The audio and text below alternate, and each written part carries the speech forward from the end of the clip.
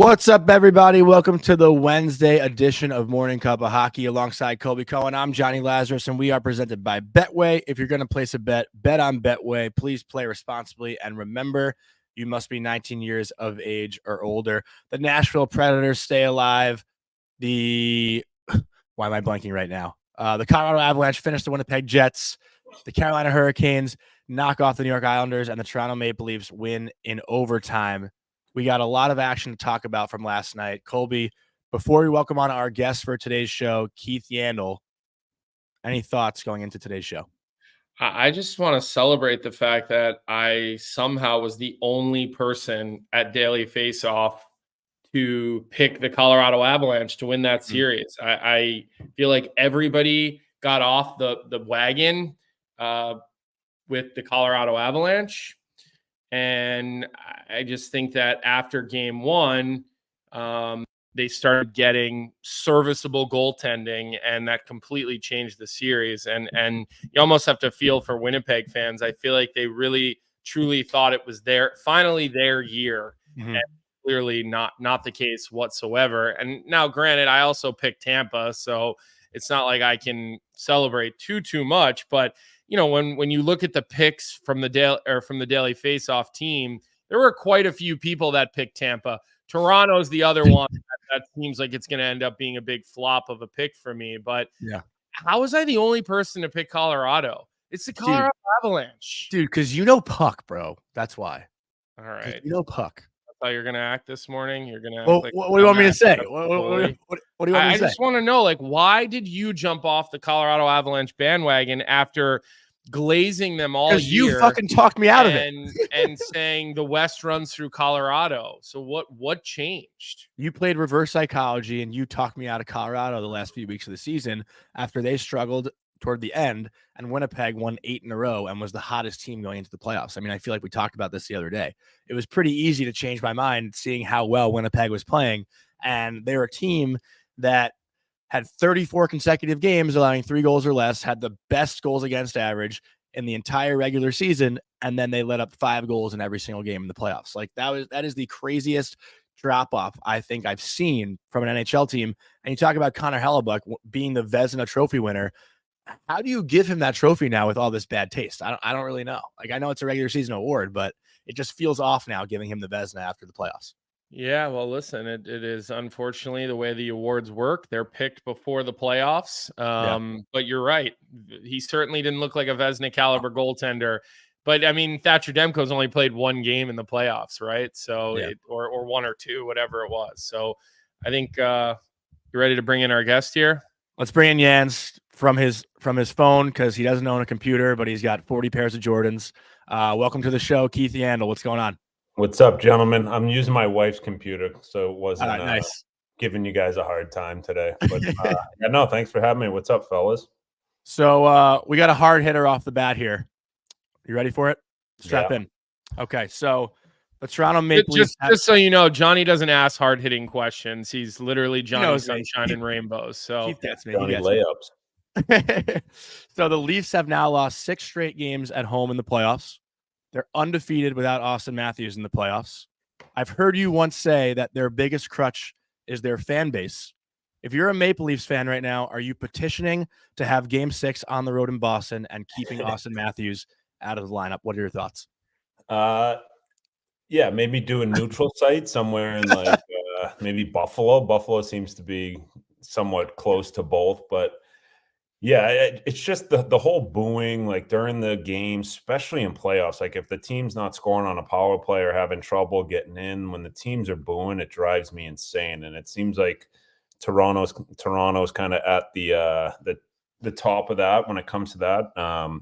Yeah, especially during playoff times, like all you want is support. Like there's not a lot of room out there to make plays. The game's so fast in regular season, and then it jumps up by about 20 in playoffs. So you need all the support from the fans, and the discouragement is brutal. Like you feel it when you're a player, and you know no one wants to say it when you're playing because you know you got to be tougher than that. But you know it's something that I think can hurt the team. But as far as Austin Matthews not playing, I think you're nuts if you don't play him. The man had 69 goals. yeah, if he wanted to play 10%, I think you play him. Obviously knowing Austin, being a tough kid, he must be going through some pain right now.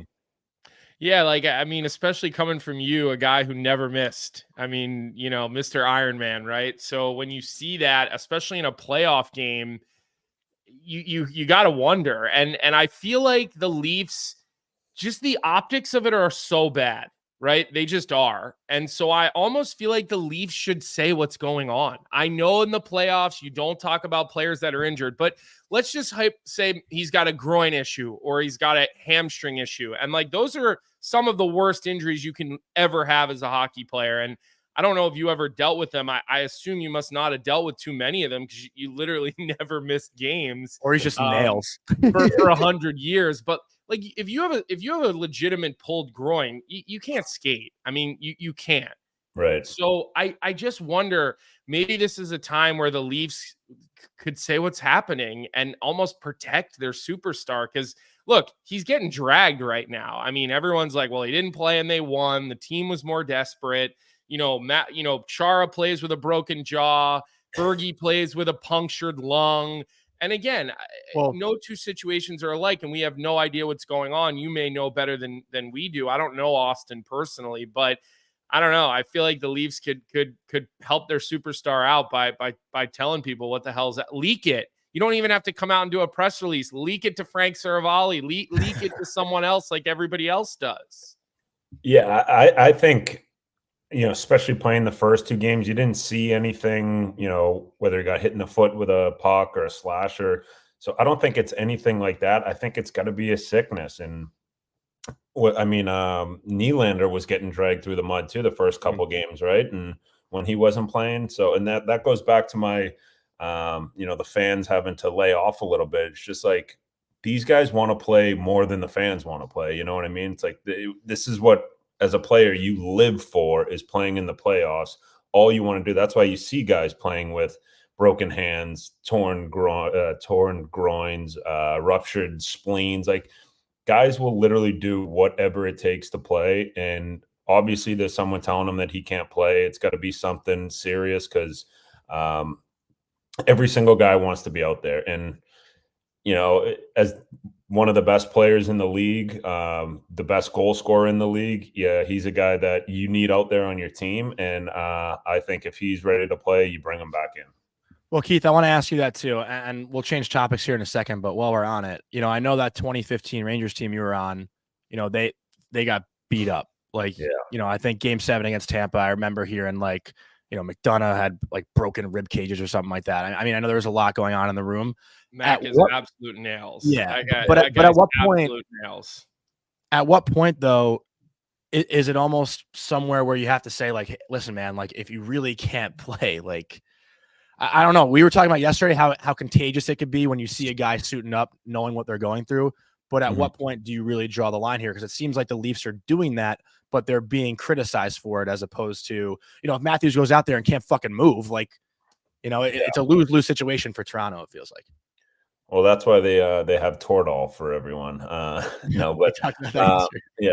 No, that 2015 team, our D was, I think Mark Stahl had Girardi had a broken ankle. Stahl had like a broken foot. McDonough had probably broken pretty much everything. That's how he plays. Yeah. I had a grade 3 AC. Our whole Kevin Klein, I think, broke his hand. It was our whole D was just depleted, and it's just, that's one of those teams you look back, like, if we stayed healthy, we probably had a legit chance to win the cup that year. But it's just staying healthy. And but like I said, it's like every single guy wants to be out there. There's nothing that, like, when you don't play in the playoffs and you're morning skating, guys are getting ready, you have the biggest FOMO. Like, I mean, I can imagine during the regular season too, right? It's like you want to be out there more than anything. Yeah.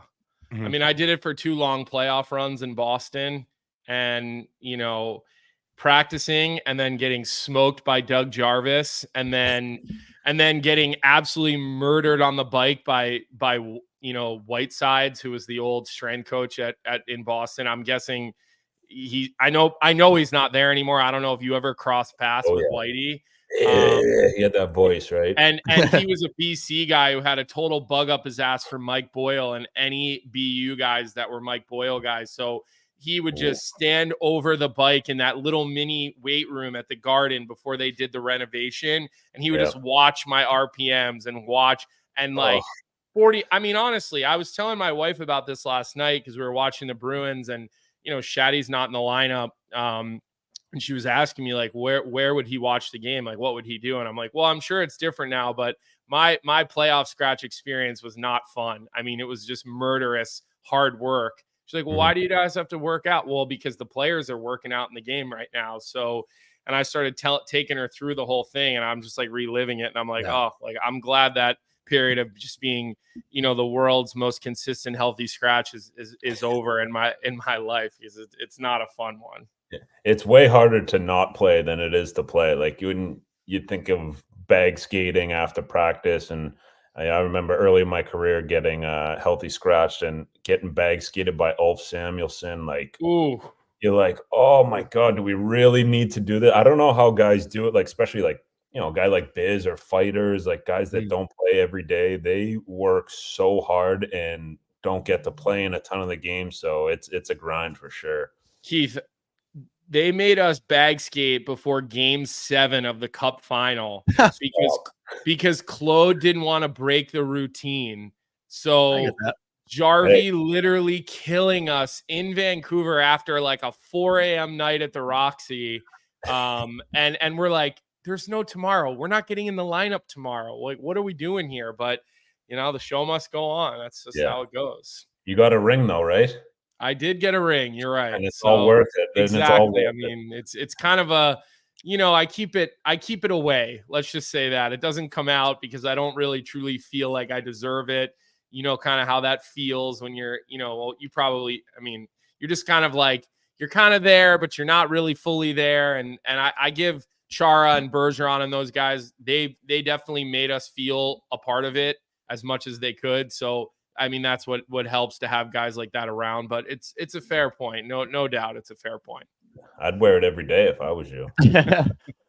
It's just kind of, you know, bring it into this playoffs right now. You know, it's obviously been, some people think it's kind of a meh first round. I still think it's been great.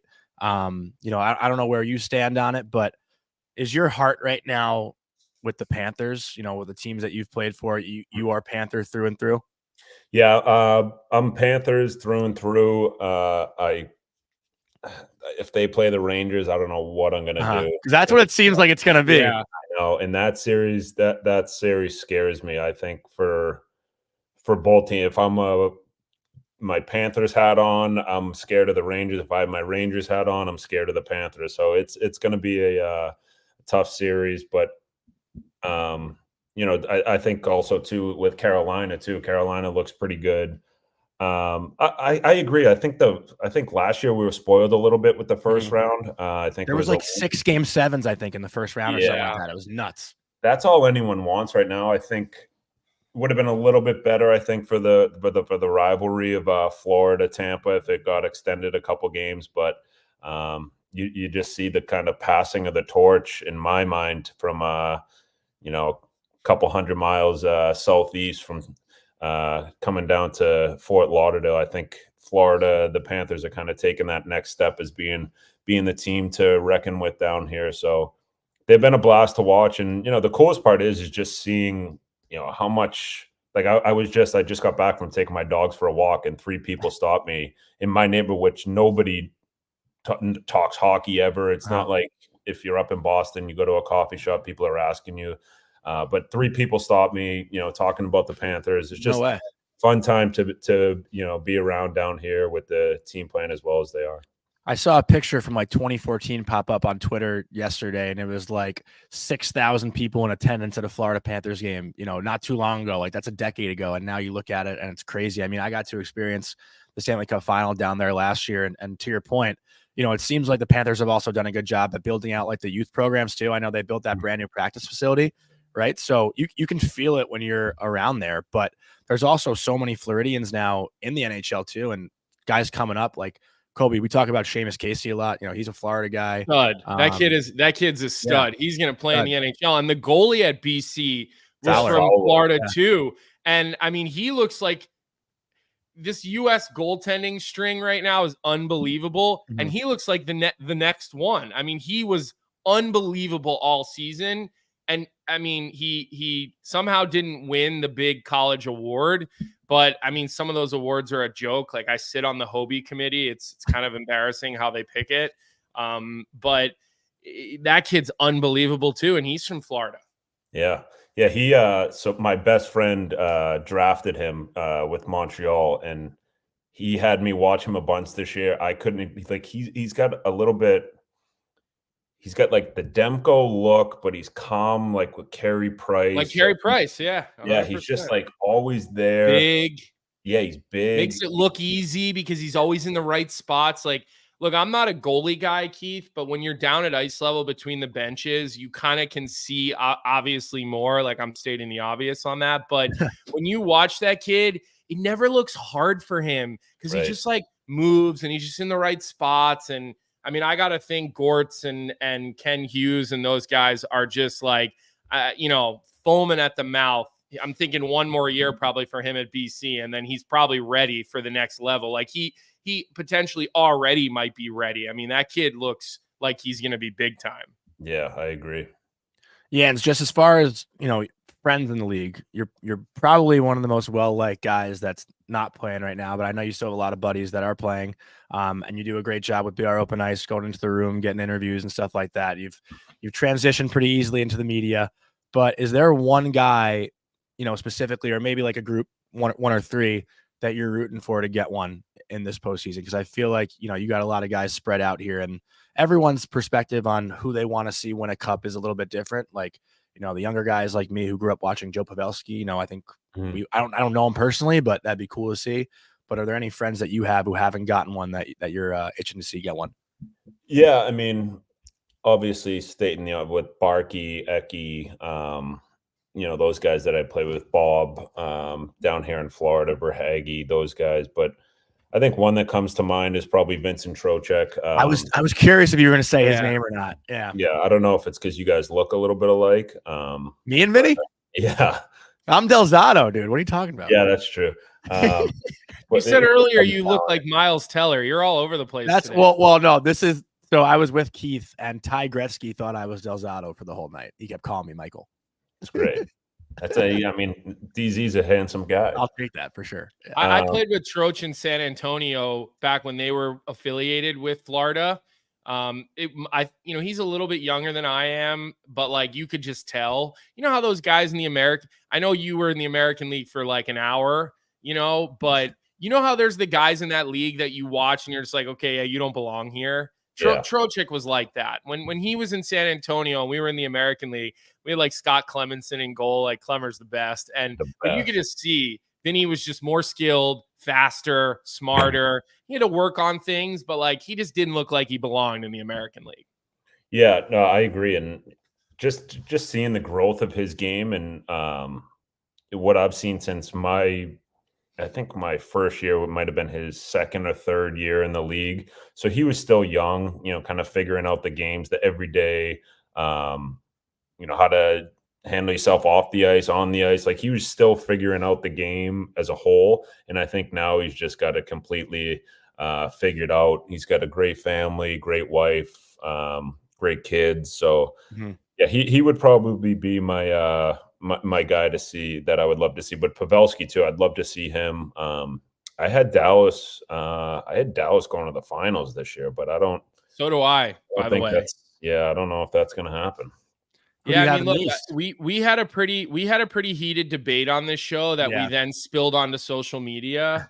And it was after game 1, Keith, and Jonny called the Dallas game 2 a must win. And I was like, well, hold on a sec. I'm like, it's game 2. You certainly don't want to go down 2-0, but when you look at that room, you got to feel like, okay, we have a good enough roster that we can come back against anyone. We've seen the tide turn in this series. And if I had to make a bet right now, I think Dallas is playing better than Vegas. I mean, I know Bruce Cassidy is going to like make some tweaks because he's really good at that kind of thing.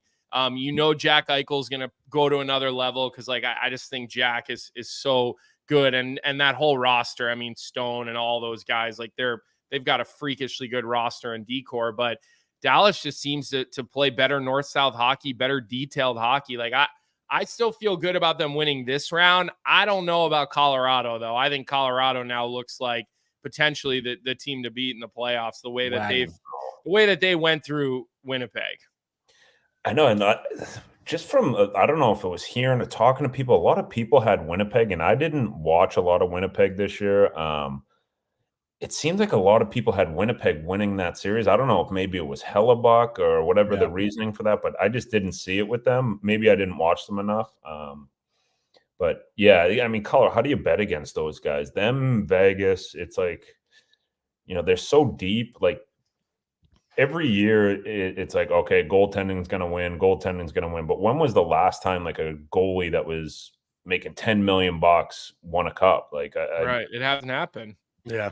I don't think look at our DFO first round playoff picks. This is for the 8 or 9. Was it? Colby's gonna brag about this for fucking 5 weeks. No, it's crazy to me that I was the only one to pick Colorado. I was like, I had to rethink it. I'm like, why are all these other people thinking that this is a no brainer? And I'm like, because we're squares. Well, they're all Canadian. Is everyone Canadian? Well, Johnny's not. Frank's not. But then I guess the rest of everybody in this would be Canadian. So that's a reasonable point.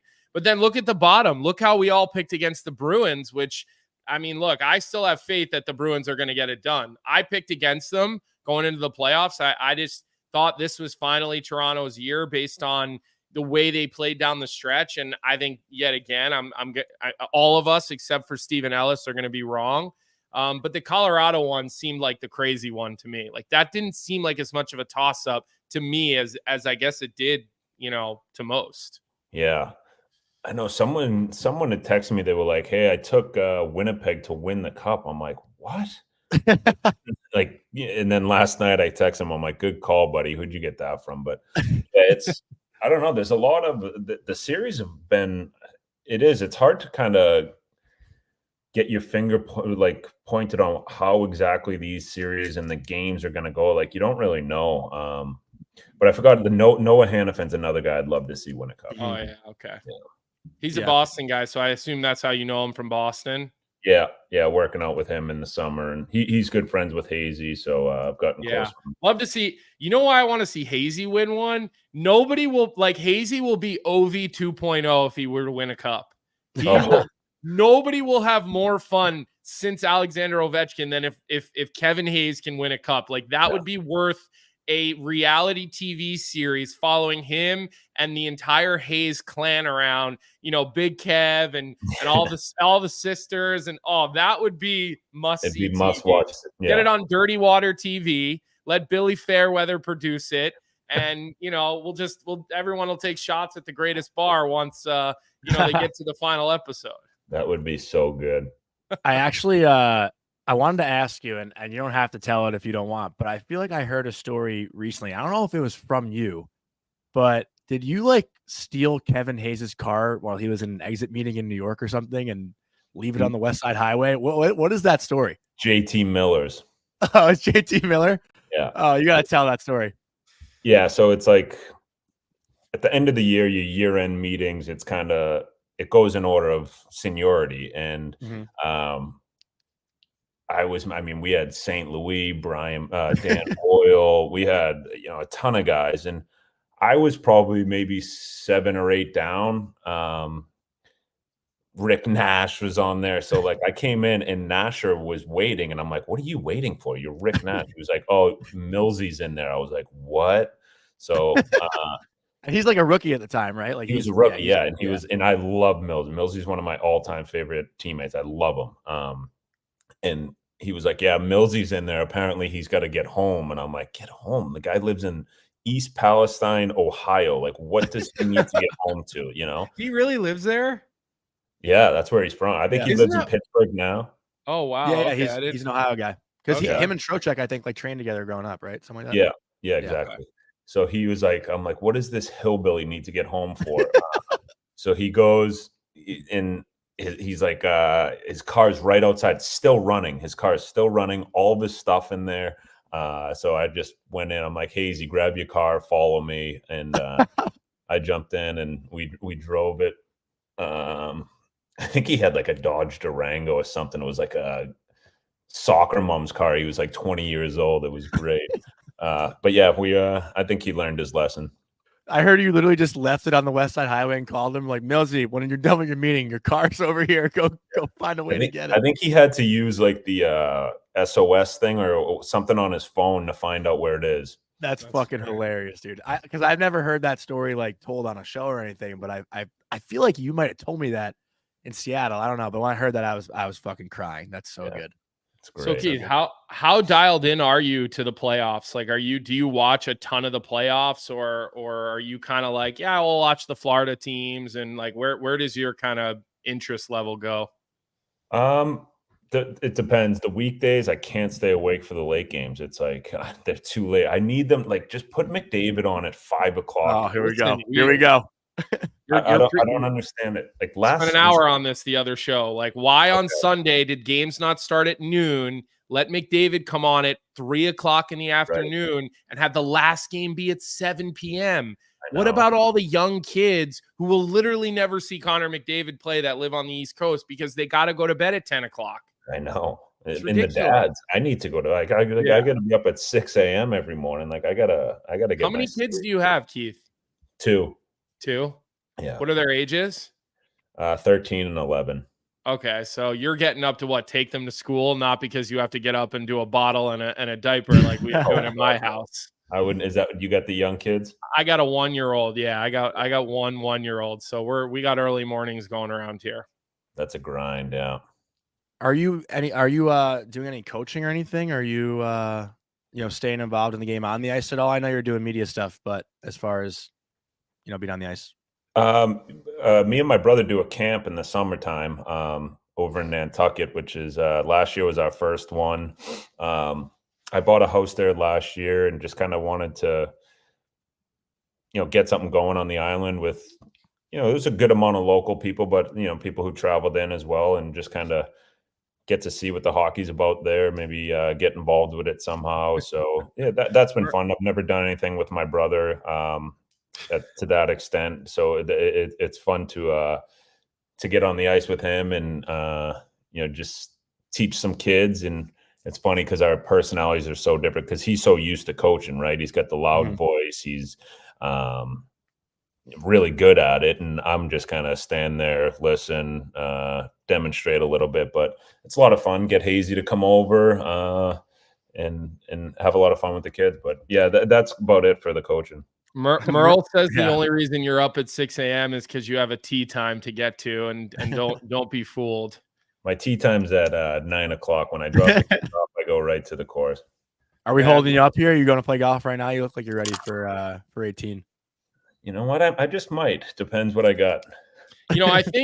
I think Hal Gill and AJ do something out on Nantucket too. I feel like they're always asking me, are you up in Boston? Are you around? And I think they do stuff up there too, don't they? Yeah, they do. They do.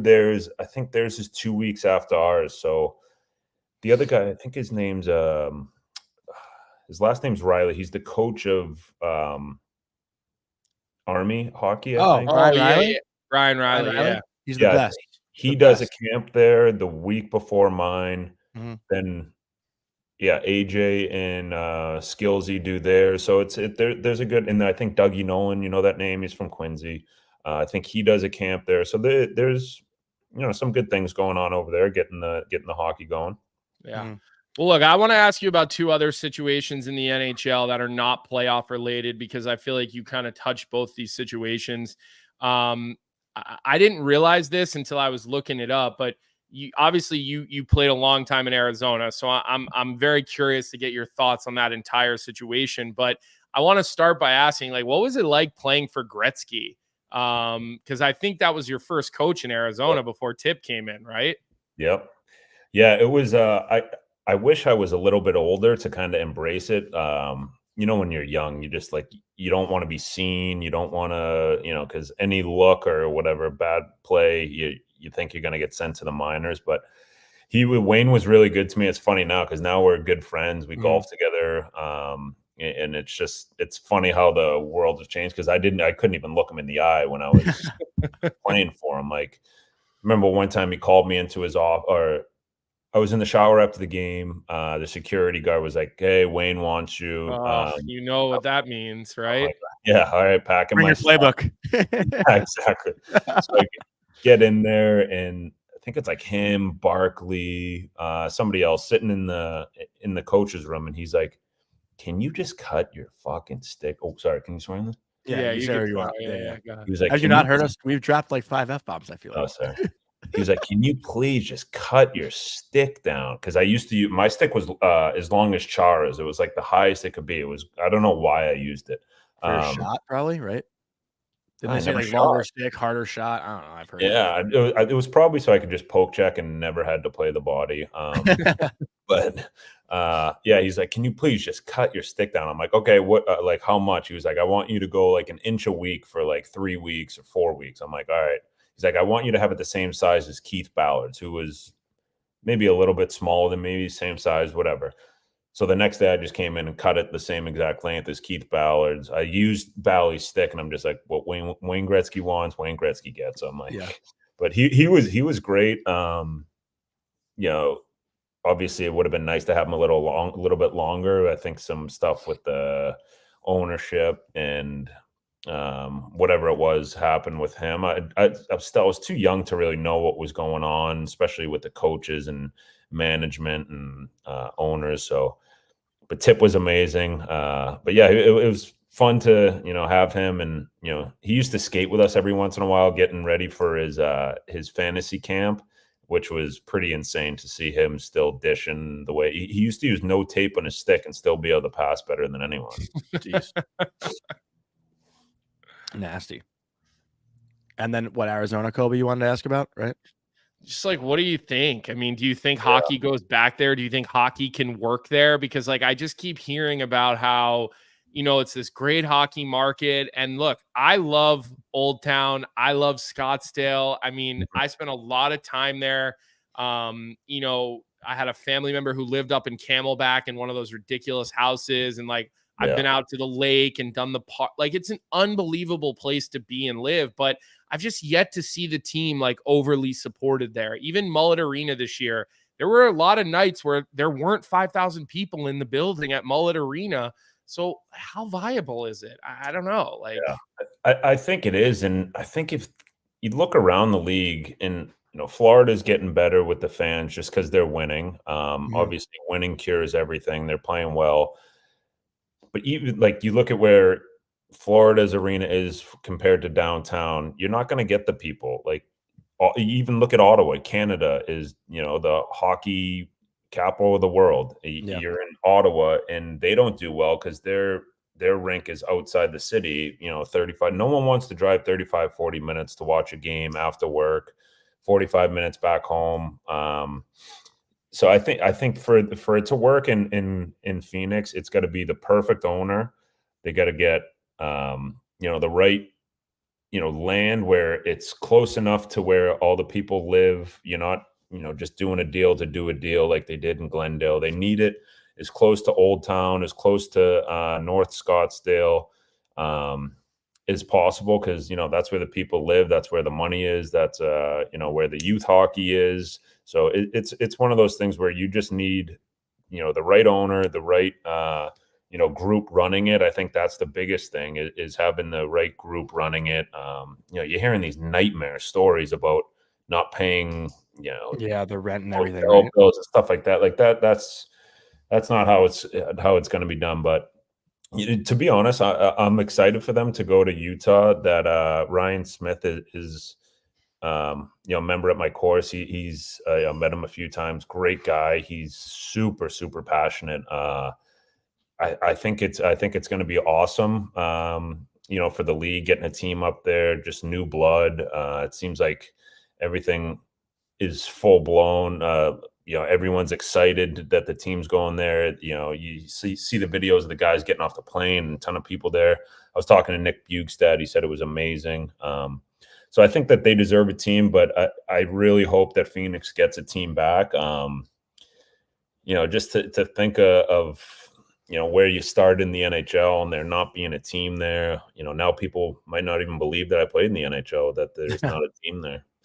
Yeah, it's pretty wild. Like for me too, like I'm a 96 birth year. So like my, teenage years through high school, like the Coyotes were good. Like, I remember those, like the Bodker back-to-back overtime goals against Chicago. Yeah, Chicago. He was the good. whiteouts Bodker. in Arizona. I remember playing against him in a couple, probably both NHL and AHL. I think I might have gone against him. He was a good player. I feel like he flew under the radar throughout his career, though, for his good speedy moments. little fucker.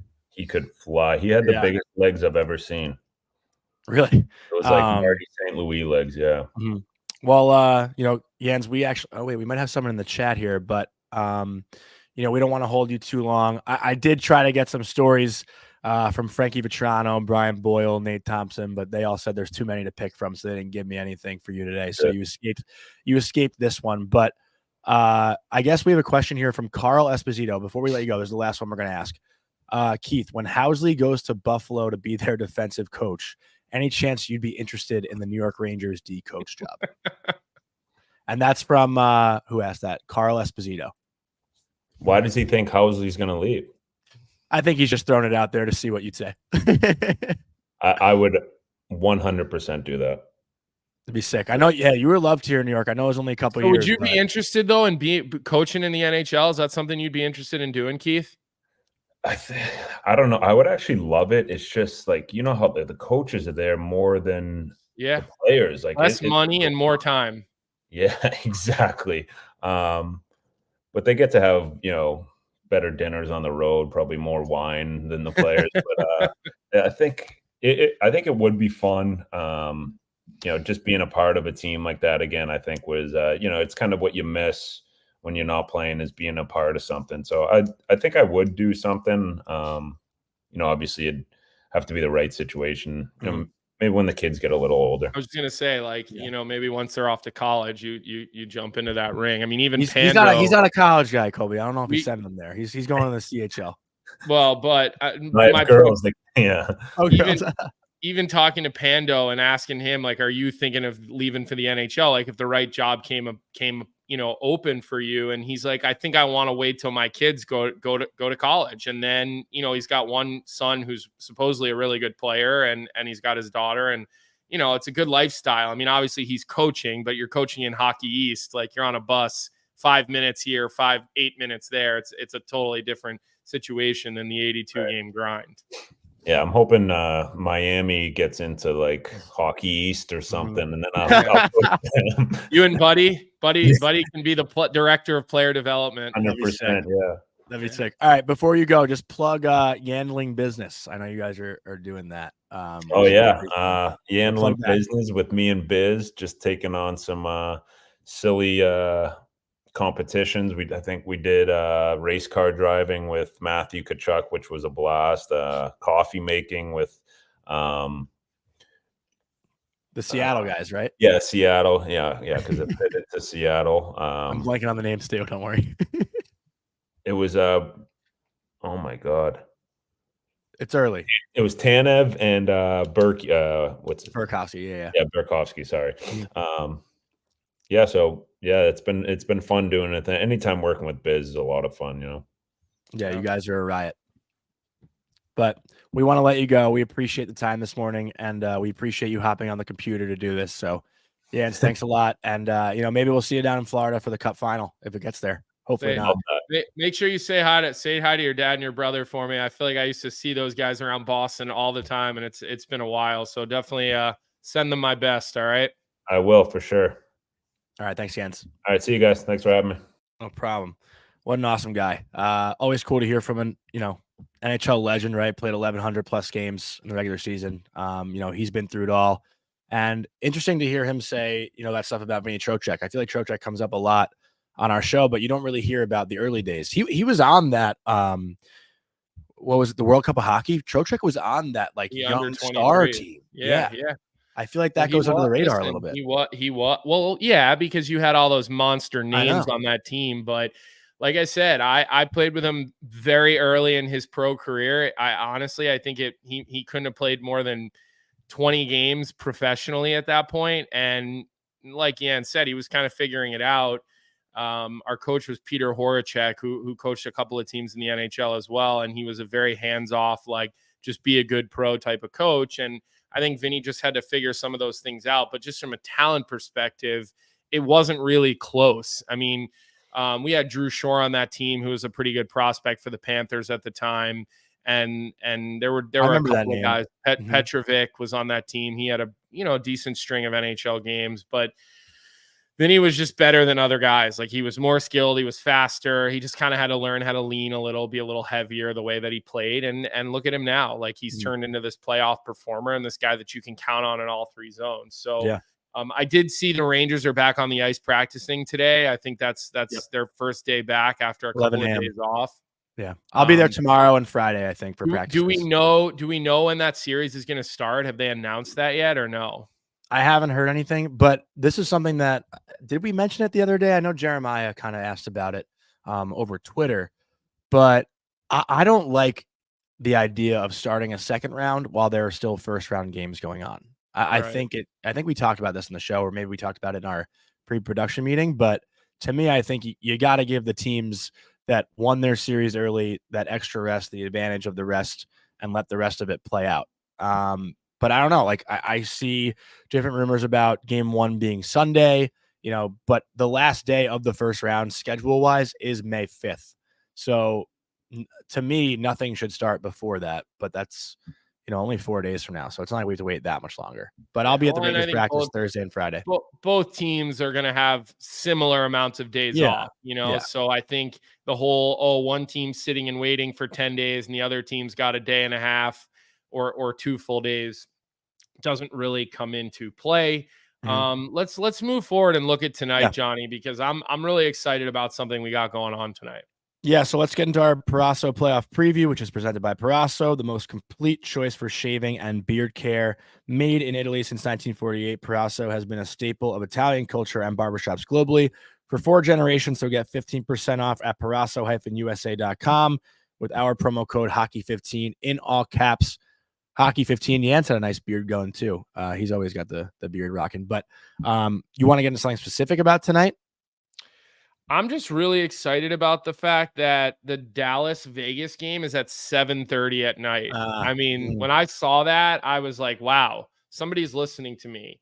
I don't know why LA-Edmonton has to be at 10. Like, why can't you start that game at 9? I don't know if it's ESPN or TBS, TNT tonight, but utilize the fact that you've got ESPN doubleheader. So okay, so why not go ESPN2, right? And why not give do the 7:30 and the 8 o'clock thing so people can actually see the LA Edmonton series. Forget the players, forget their time, forget their structures. It's for the fans. And so fuck the players. But I am excited to see this Vegas Dallas game tonight because I do think we're going to see a goaltending change. And I haven't seen that floating around, but I just, my gut tells me Bruce Cassidy's going to Adin Hill. I don't think you'd keep Logan Thompson in after losing 2 in a row. I mean, what's your opinion on that? Well, here's the thing too. I think throwing in Adin Hill is not a bad call because we saw what Adin Hill was able to do last year. But it's funny. Do you know Dennis Bernstein at all with the Fourth Period Sirius XM? I've heard the name, but I don't know him at all. No. Great guy, one of my favorites, and he made a good point. He said Vegas is playing fine, but Logan Thompson is playing great. Logan Thompson was the reason that Vegas was ahead in that series, and the fact that this series to me is tied at 2-2. Like he was the one giving Logan Thompson all his flowers. So credit to Dennis Bernstein on that.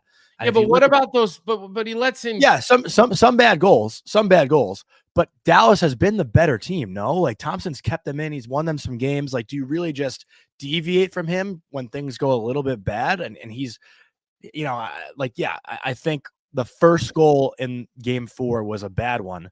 But other than that, like, I know you said the Delandria one was tough, but like, that's a backboard. I don't blame the goalie on that one.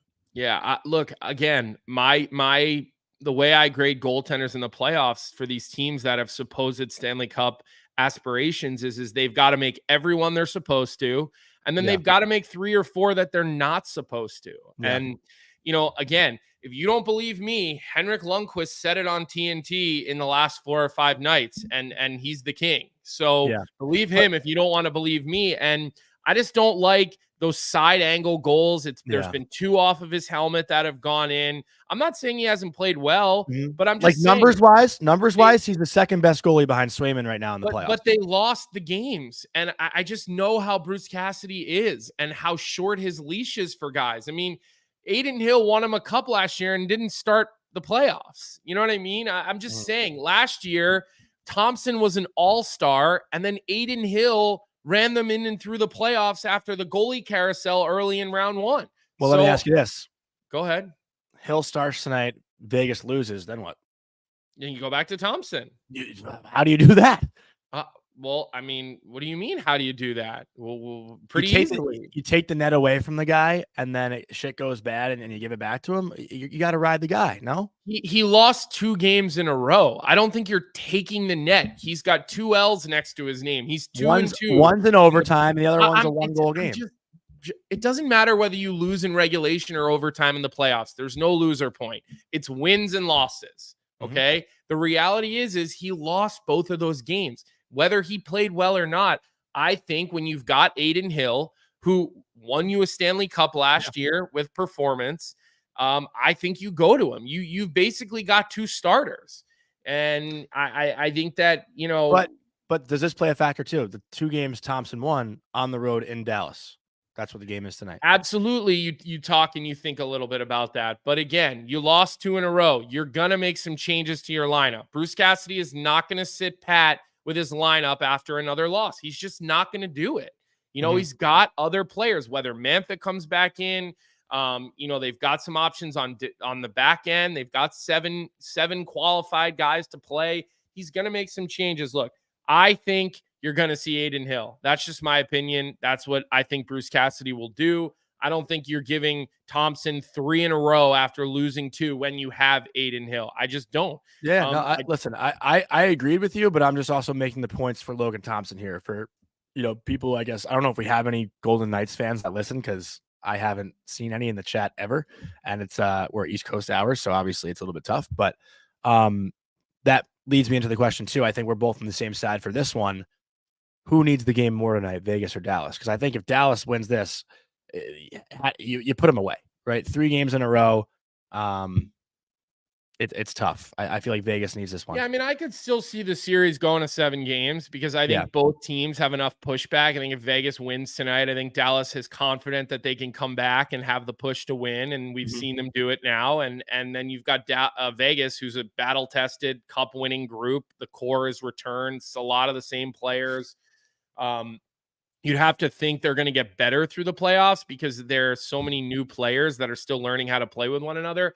What I thought was interesting with Vegas the other night was that they just didn't manage the puck all that well. And we've hit on this on the show this week, so I don't want to go there too much. But I think Vegas needs this game more than Dallas because, again, I think Dallas has already proven to their locker room that they can come back in a series. And they've already had this adversity. So I think you're just looking at these as basically 1-game scenarios now, each of the next 3, if it takes 3. So that's kind of where I think that series will go. Let me just ask you another question from a goaltending standpoint, because we were talking about goaltending. And I threw this on Twitter last night, kind of kidding, but also kind of serious. What's Boston do now? Because I assume they go with Swayman. Like, I just assume that's what you do, right? He's been unbelievable. Like, he was good again last night. It's a 2-1 game, an overtime game. The Maple Leafs should have won that game handedly. They had way more chances. The Bruins changed up their lineup. They came out flat. They put Grzelcyk in, took Shattenkirk out. They pulled Beecher out of the lineup. Like, it almost seemed like after 2 wins, why are you overthinking your lineup in Boston? I mean, it's a question that has to be asked. But so what happens now? And you go back to Swayman. What happens if Toronto does force a game 6? Then you're in a situation Well, they where did game 7. Game 7. Game 7, I mean. Yeah. And then you're in a situation where Swayman lost 2 in a row. And then the question becomes, well, now do you go to Omar, who hasn't played since game 2? He's been sitting there. Or is Omar just done for the series? And then you reevaluate next series, and maybe you see him back in the next series. I mean, I do think that it's worth a conversation. I personally believe it's Swayman's net the rest of the way. Even if he loses game 6, you got to go back to him in game 7. You have to. I feel like we then, can. Yeah.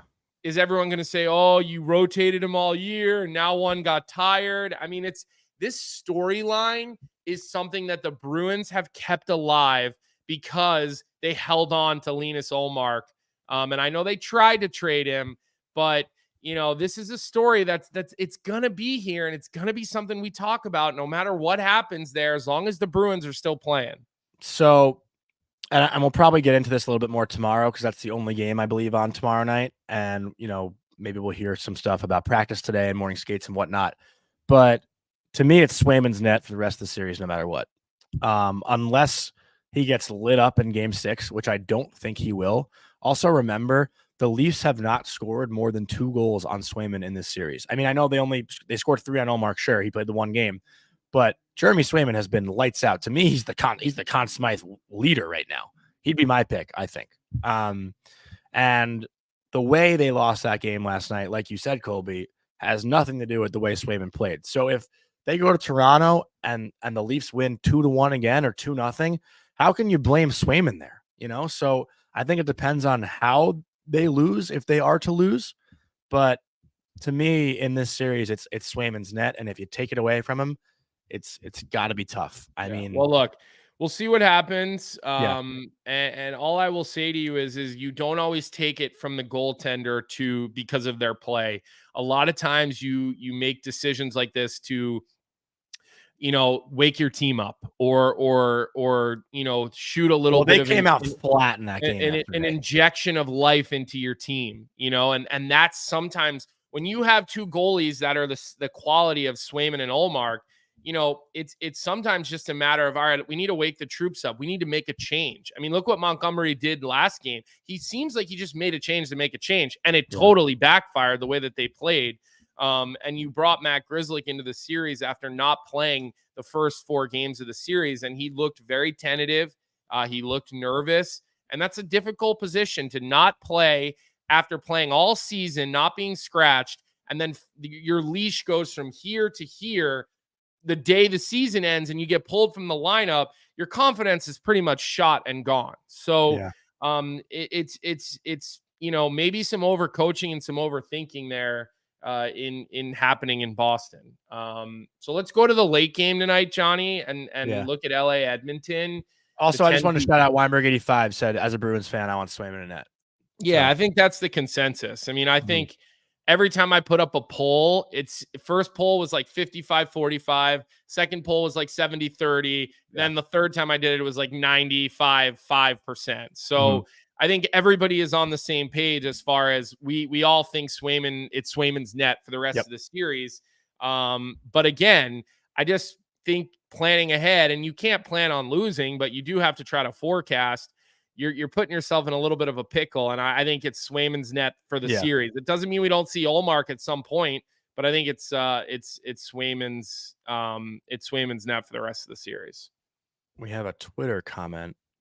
Vic is saying, I don't know how to see that, but I guess he'll pop that up here in a second. Okay, here you go. You think Boston loses 2 in a row, boys? How about 3 in a row? Colby Armstrong, Arm Dog. Great job last night for Colby doing the Vancouver Preds game too. I really enjoyed listening to Colby doing color for TNT, but I think this thing's done in 6. I think Boston wins in Toronto. I mean, and wouldn't it be typical Toronto fashion to keep their fans' fucking hopes alive, winning on the road in game 5, to then have it all crash and burn on home ice where they've already lost 6 in a row in the playoffs, and have their fans give them a ton of shit like Jans was just talking about? I mean, that is the most Toronto way that this season could end, right? Like, the guys show up too. Nylander played well. Marner played well. Tavares, great play on that overtime winner, driving the net, one-handed, using his body, using his strength. Matthew Knies cleans up the rebound.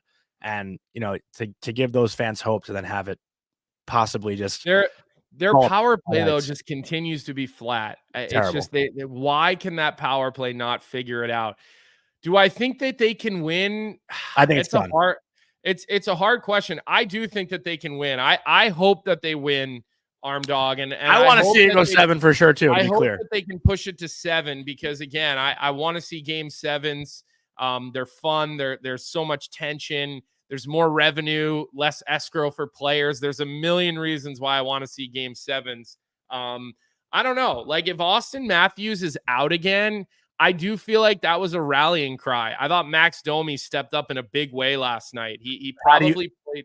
Dude, that 2-on-1 that he passed, how do you not shoot that puck? Well, he's a pass first guy. Domi's not a shoot first guy. I agree. He was looking past. The defenseman was cheating pass, and he never. And then he passed it, and Swayman was already halfway on his way over. But look, I was with Max in Chicago for a season, and Max is a passer.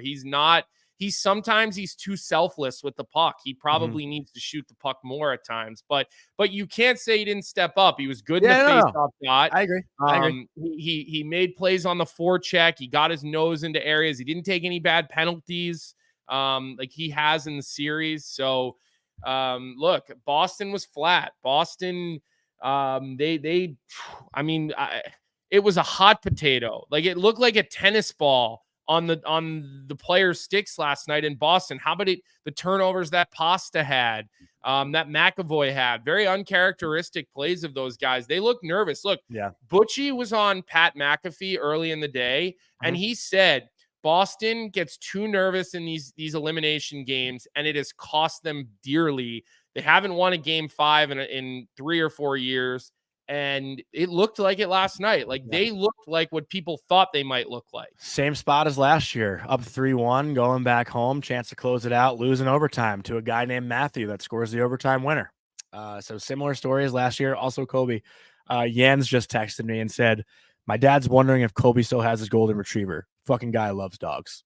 I tell Jans that Brady passed away, but I do have Oliver now. So we have a golden retriever. There's never a time where we don't have a golden retriever, but yeah, that's right. Keith's dad, Buddy, was scouting in the NHL. I would always see him. He was at a lot of our BU games, always around when I was playing in Providence in the American League. So yeah, that's funny that's what he remembers. I mean, that's definitely something people that know me know about me is there was a stretch of years where like I would show up to something and like I always had my dogs. I was single. And so like I brought him everywhere. He did everything with me because I didn't want to leave him home for long stretches of time. So it's funny that Keith would text you that and that Buddy would remind you, but they're great people, the Yandle family. Like they have a lot of hockey influence in Boston and they're really good people.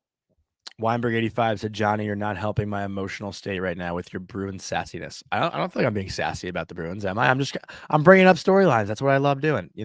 I don't see them choking 3-1 back-to-back years, though. I don't see that happening.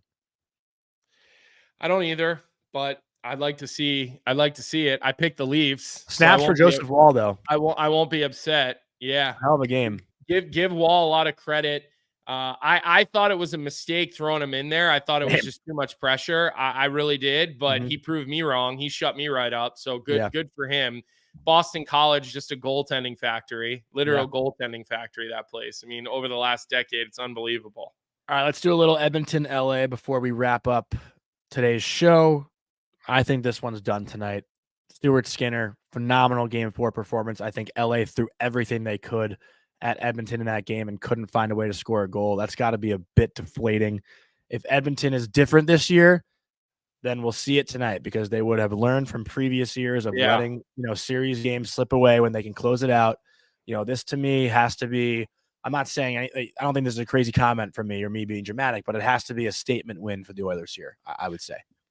Look, I think if they come out and they win 4-1 or 3-1 or another shutout, if they can keep LA from scoring more than 1 or 2 goals tonight in an elimination game, I think all of a sudden I feel like, okay, they're a real cup contender. They're different. I still see the Edmonton Oilers odds to win the cup are pretty high up. They're second maybe or third by the odds makers.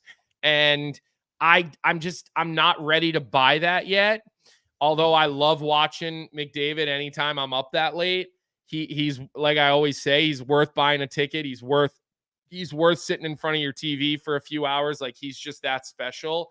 If they can have another low scoring win where they manage the puck and you watch them at the blue lines, the offensive blue line and the defensive blue line, and they're not playing high risk hockey at the blue lines. McDavid's going to go east-west. He's going to do his thing. Draisaitl's going to go east-west, but I'm talking everybody else. Okay. If they all buckle down and play playoff hockey where they manage the puck between the blue lines and pucks go in and behind and they don't turn pucks over breaking out, then I'm like, okay, this team looks like they've matured to the point where maybe they can win a cup. Their path to get there is a little bit easier than Colorado, Dallas, Vegas, because they all got to run into each other.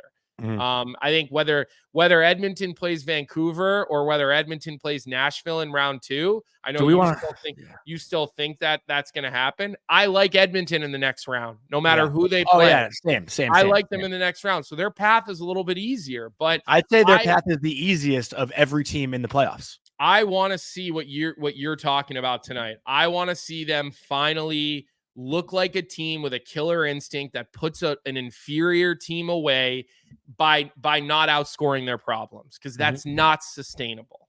Yeah, I fully agree. And just to that Nashville Vancouver series again, that game last night was incredible. I don't know if most people watched that because Colorado Winnipeg was on at the same time. Yeah, I was watching Colorado Winnipeg. I have that YouTube TV split screen, so I'm able to watch both at the same time. It's great. I love that feature that YouTube TV has. Can you really focus on both games though, and they're happening at once? Or well, so you have the volume on one game, so you're kind of listening. So I had the volume on the Preds and the Canucks game, and you have the Winnipeg Colorado game over there. But like, so are you listening to one and watching the other? Is that kind of what you do? You're kind of doing a little bit of that. So I was listening to Colby last night in Vancouver, and it's obviously tough to pay close attention, but what's the alternative? Like just having one on the TV and not even paying attention at all? I'll tell you, man, he's figured out that not only is your job to be an analyst, but it's to entertain people. Yeah, we talked about this the other day. He knows how to entertain. Like, I think that if you took Army and you put him with the top crew and you put him down between the benches, I think that he could add so much from that role because he's entertaining. He's not just all serious, talking down at you, X's and O's. Yeah, he knows when he's got to do that, but he also just understands that like he's supposed to entertain you, and he sort of he can stir the pot a little bit, and that's why those interviews that he does on Sportsnet are good, because he just understands like we don't have to talk about every system and structure. Like, we can entertain people too. So I like how quickly he's figured it out in game. Like I know people love him on the panel. And when he's on the panel, it's funny because, I catch all his stray bullets on social media. Yeah. But he's definitely figured it out as far as like being an entertaining guy on TV. Like you got to give him props for that. 1,000%. Great guy too. And hopefully we get him back on the show at some point in the playoffs. But Colby, want to get into Betway for tonight? Yeah. Let's do our Betway. Still running the same promotion from our partners at Betway. We're presented by Betway. They're our main sponsor. So we love when they give us opportunities to give you guys opportunities to make money. They're going to give you a free reimbursement of up to $200 on your first bet. Create an account, scan the QR code. Once you do that, your new account will have that, coded on the back end. So you'll make your bet. If it doesn't hit, hopefully it does, they'll reimburse you immediately up to $200. You can then use that to make your money back, throw a couple of parlays, draw some NHL bets. I don't know if you're an NBA fan, you can drop some NBA, get a little parlay, a little multi-sport parlay going. That's what I'm talking about right there. And so, the only available outside of Ontario. I almost forgot that. Please play responsibly. Don't be like Jonny Laz is. And we're going to keep it simple tonight based on the fact that Jonny and I are calling for a regulation win, okay, for the Edmonton Oilers. It's minus 120, so it's not juicy. But if we're going to sit here and say that the Edmonton Oilers are a favorite to win the Stanley Cup, a top 2 or 3 favorite to win the Stanley Cup, tonight's a night where they need to make a statement, as Jonny said. And so I think that's a good one. We've done well the last week. I think we're like 3 out of 4 so far in our last 4. We had the Draisaitl anytime goal. We had the Nichushkin last night anytime goal. He got that for us early in the first period, so we were sitting in the money and sitting pretty on that one. But again, I like Edmonton in 60. I really do. Regulation win, Edmonton Oilers. Big night for McDavid. Stuart Skinner's going to stay hot, and the Edmonton Oilers are going to cruise into the second round. Merle's just wrote arm dog double wrister in the comments. But also just to address the chat too, Colby, Tommy T said, what is Colby saying? I don't understand. He wants to see them win decisively, and he doesn't want them to outscore their problems. What you mean by that, just to touch on a little bit more, Edmonton can be guilty of being very sloppy with the puck and making poor puck decisions, but they'll score 5-6 goals a game and allow 3 or 4. 6-4. And win 6-4. Just like early in the series. So what you're saying is to lock in defensively, to make the right decisions, to get don't the puck cheat. out of the zone. My point here is don't cheat for offense. You don't need to win 6-4. That's not a sustainable way in rounds 2 and 3 and then, into the cup. It's not sustainable. You've got to learn how to win by managing the puck and not cheating for offense and, win a game 4-1. If you're going to score 5, I have no problem with that, but win 5-1. Just don't get into riverboat hockey. And if you want to win a Stanley Cup, it just doesn't work. You watch, even last year, it was high scoring as hell against Florida, but Jack Eichel and Marchessault, who were kind of neck and neck for the Conn Smythe last year, they were the best offensive and defensive players for Vegas last year. Like Jack Eichel and Marchessault, they kill penalties together, and then they lead the team in scoring. So there's just a little bit more of a mindset in that is what I'm talking about. And don't rely on the fact that, all right, we'll cheat for offense because we know we can get 6. I just don't think that's sustainable. And I think that that's hurt them in playoffs, in years past. And the last thing I kind of want to touch on today, just because we didn't really talk about it at all. Are you paying close attention on Twitter now for the next week or so as to what the Islanders are doing as far as management goes? We didn't talk about the Islanders at all. Their season ends last night in pretty ugly fashion. 2 goals again in 8 seconds. The second time it happened in the series. You got to feel for their fan base. I mean, this is a team that's been competitive, but hasn't made the necessary changes. They're just a middle. They've been a middling. They're kind of a middling franchise. Like, I know they had 2 years where they got through, but back-to-back you know what? final. But again, getting through to the conference final, like you okay, and then you get a late draft pick and you have nothing to show for it. I saw an interesting take on social media yesterday from Matt Larkin, and he said he was really critical of the Islanders when they brought in Horvat. And he said not because Horvat's not a good player, but because he makes them just a little bit better to keep them as a team that's going to draft between 16 and 18 every year, or 16 and 20 every year, but not win a Stanley Cup. Look, Lou Lamoriello, the guy's a legend. It's time. It's time for a new voice. How many years do you get being sort of middling? And it's now been 2 seasons in a row where they're very middling, right? And again, I'm not taking away from the fact that, they did make 2 conference finals. Everybody will argue and scream they've not surrounded Barzal with enough players. Of course they haven't. He's not good enough to do it on his own. They need to, start looking at the future, draft and develop. They do have some pieces. Dobson continues to get better. He did in the playoffs this year. He had some games early on, and then it seemed like he got, but he's going to have to learn, right? Like most players do.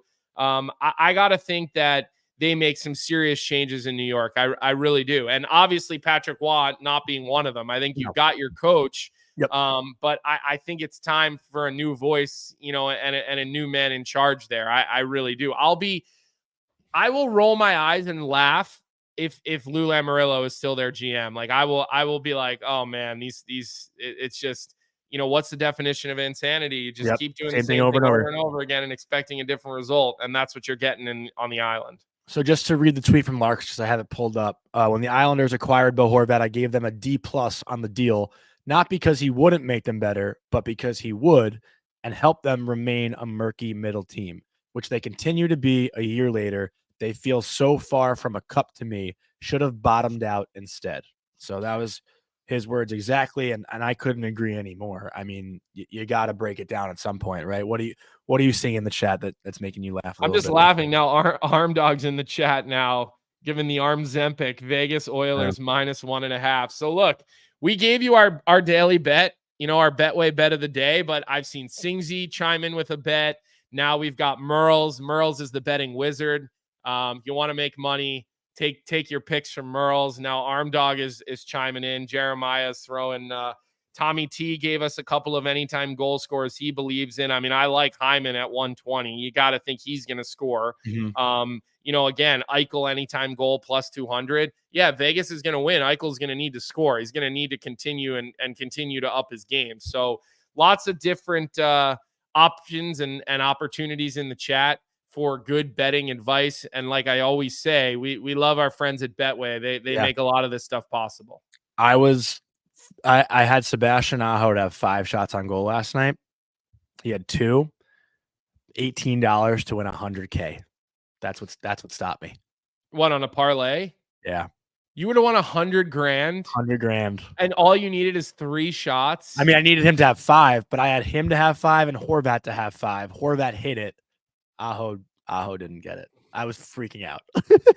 That's disappointing. $100K. That would have been $18 nice. to win $100K. That would have been nice. What were the other legs of that parlay? I had some Knicks stuff. It was a Knicks Islanders parlay because I was actually with my buddies at a bar watching the games last night for the East Coast time. The Knicks game was total heartbreak. I know we don't care about NBA on here, but man, the Sixers kept some life. Yeah, it was. Vic goes, you could have moved out. The Knicks, they had a 6-point lead. Tyrese Maxey makes a 4-point play happen in like the last 20-30 seconds, and then hit like a half-court 3 to tie the game and send it to overtime. It was crazy, but I digress. It's painful for me. Yeah, I mean the last couple of minutes. You and I haven't even talked like Knicks Sixers really. I mean, it's because I don't watch or care. Yeah. I don't even know what the series is. I don't. It's going back to Philly for Game 6. It's going to be nuts. You should actually tune in. I don't trust the process in Philly. I think you'd have fun watching Game 6 though in Philly. The only time I paid attention to basketball is when the whole Ben Simmons thing was happening because I just couldn't believe what a loser that guy is. That was like it was jarring what a loser he is, and now I just love the Philly fans just abusing him because he deserves everything that he gets. What do you got here, Johnny? Final word, and then let's get going because I got to get my ass on the Peloton. Yeah. We're going to the zoo today. We're taking Sloan to the zoo today. Beautiful day. So we're gonna see how that goes if she's ready for that. But so I gotta get my fat ass on the bike and get a ride in here. I got a dentist appointment because I bit into something last night and my bridge came loose. So my teeth are moving. I could probably yank this out right now if I wanted to. I'm not gonna. Don't do it. These 4 are fake. They're cemented on metal rods, and I bit into something last night, and it just. You're putting us to sleep, Johnny. End the show. Yep. Let's end the show. All right. Thanks, chat. Thanks to Keith Yandle, Vic. Great show today, and we'll be back tomorrow, hopefully with a lot to talk about. Only 1 game tomorrow night, so hopefully tonight's games are entertaining. Have a great day, everybody.